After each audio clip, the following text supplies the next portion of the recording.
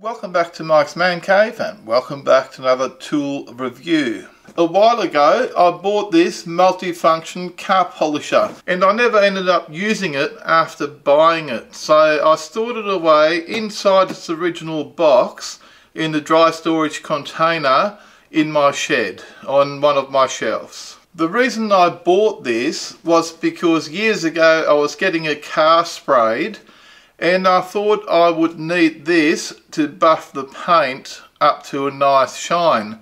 However, when I got the car painted, it came up really nice and there was no need to actually use this machine. And I was at the time actually going to return it, but then I thought, no, I'll end up using it on one of the other cars just to polish cars and that sort of stuff. And that day came today. If you follow my channel and watch my videos, you would know that some time ago we bought an EL Falcon.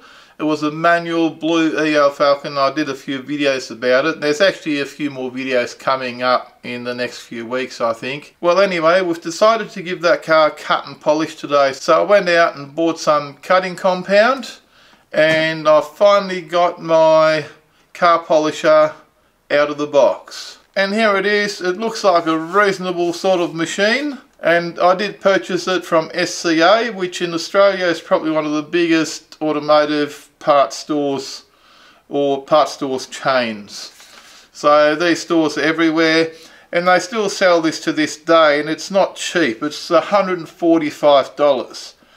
Which I think for a made in China thing is quite expensive, and especially more so after using it. We started off polishing the bonnet of the car with some cutting compound, and then we went around and done the front guard, and then we went to go and do the passenger door.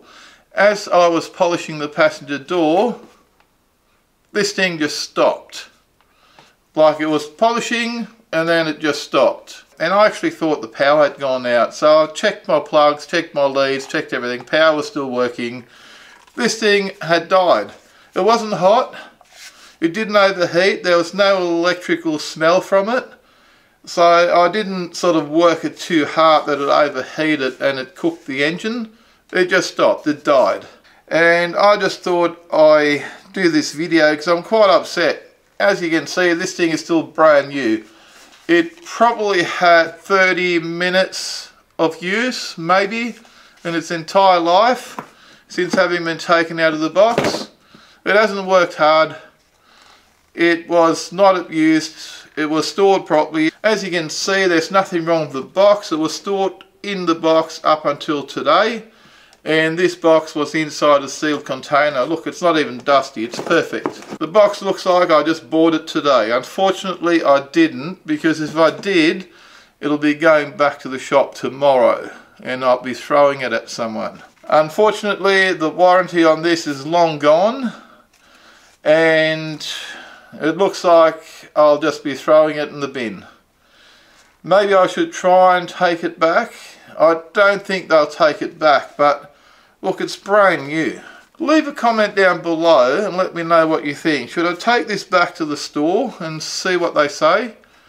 Because it literally ran, like I said, for half an hour at the most. It was probably more like 20 minutes all up in its life, and it's still brand new.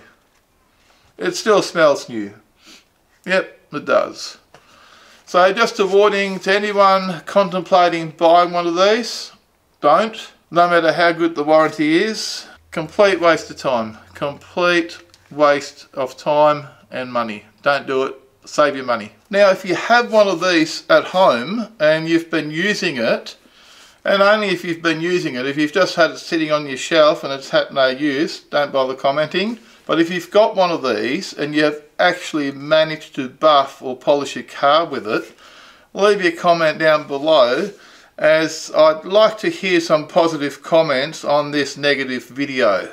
I mean, I do honest reviews on this channel of products that I actually use, and here's the product that I actually attempted to use today for its intended purpose and it failed miserably. So I'll probably end up throwing this in the bin and I'll buy something else.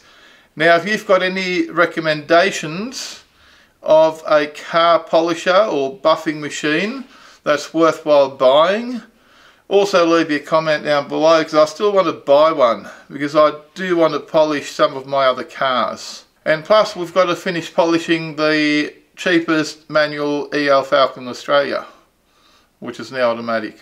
But anyway, thanks for watching, and if you enjoyed this video at all and found it useful, please give me a big thumbs up, and don't forget to smash the subscribe button. Feel free to smash this polisher thingy bob that's useless for more videos from Mike's Man Cave. Thanks for watching, and bye for now.